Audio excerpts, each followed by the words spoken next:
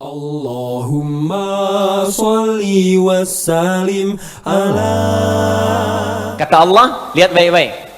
Saat nanti semua orang merasakan gempa yang dahsyat pun menjadikan bangunan tinggi jatuh ke bawah dianggap biasa. Dulu kan gempa nggak biasa, Pak. Getaran kecil aja kita sudah berdoa. Astagfirullah, Allahu Akbar, ayal ini, ada gempa, astagfirullah, Allahu Akbar. Orang sudah takbir. Sekarang gempa di mana-mana sudah jadi tayangan biasa. Jadi hiasan media saja. Sekarang Richter sekian, gempa di tempat ini sekian. Jadi informasi yang seakan-akan jadi bayangan tiap hari saja yang datang. Jadi berita saja.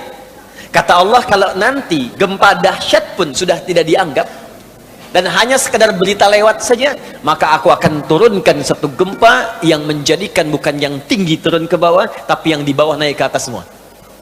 Karena itu ayat keduanya berkata, wa akhrajatil ardu thqalaha. Maka semua yang dikandung bumi itu naik ke atas saking dahsyatnya gempa. Baru semua manusia merasa heran. Wa qalal insanu mala. Ini ada apa ya? Kamu kemana aja kemarin? Aku kasih gunung batuk, kamu nggak sadar. Aku kasih kemudian banjir, kamu nggak sadar juga. Aku kasih kemudian tsunami, kamu belum sadar. Aku kasih likuifasi, kamu belum sadar. Sekarang aku berikan yang ini, baru kamu bertanya, ada apa ya? Ada apa ya? Kamu kemana aja, kata Allah. Di saat itulah baru kemudian Allah katakan, semua peristiwa yang kita alami, di situ setiap tempat yang kita pijak, benda yang mengenai kita akan bersaksi di hadapan Allah apa yang kita kerjakan pada saat itu. Karena itulah tadi saya katakan, perhatikan kalimatnya, yauma idzin tuhadditsu. Maka setiap yang menginjak, menempel, mengenai kita di bumi akan bersaksi kepada Allah sedang apa kita pada saat itu, saat benda-benda itu jatuh atau mengenai kita pada saat itu. Maka demi Allah saya katakan, insya Allah setiap tetesan air hujan ini ketika mengenai kita saat berangkat dari rumah, di perjalanan, bahkan sampai di sini, bahkan sebagian di luar ada yang terciprat airnya, mudah-mudahan itulah yang akan berkata di hadapan Allah saat mulut di nakhtimu ala afwahihim.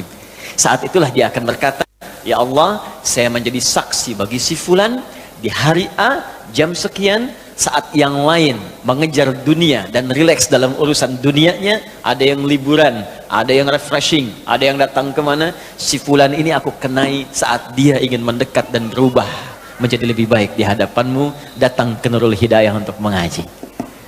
Ya.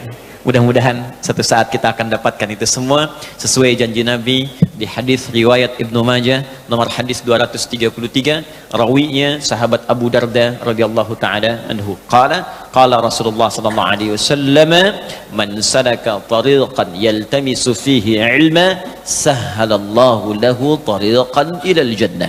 Siapapun yang menempuh perjalanan menyiapkan dirinya sampai ke majelis ilmu dengan tujuan ikhlas untuk belajar. Awas, tujuannya bukan lihat ustadznya, tujuannya bukan update status, tujuannya ikhlas belajar walaupun sedikit yang dia dapatkan.